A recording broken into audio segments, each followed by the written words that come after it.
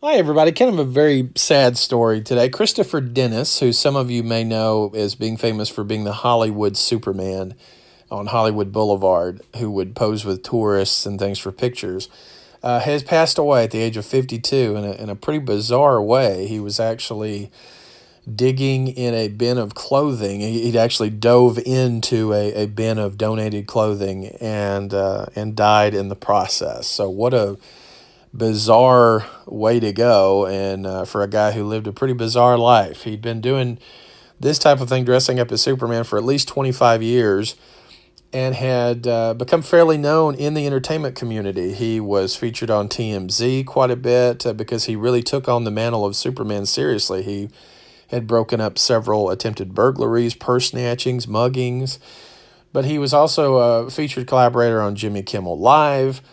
He was part of a documentary in 2007 called Confessions of a Superhero. He was part of a web series, but in recent years had really fallen into drug and alcohol abuse. He was beaten up pretty badly a few years ago. His costume was stolen, and he more or less became homeless and a beggar on the streets. Readers of several newspapers got together and raised money and got him a new costume, and he seemed to have a new lease on life. But some recent videos taken by other YouTubers have shown that he was not doing good, and it seems like substance abuse had happened to come back in. He had also was videoed by a YouTuber with a bizarre story of how he had lost his wife, and I'll show a little bit of that here.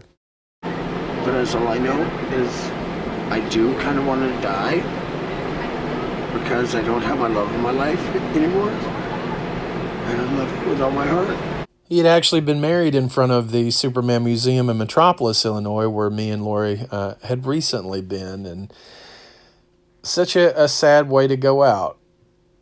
Not really befitting the life of a superhero for sure. Christopher Dennis, dead at 52.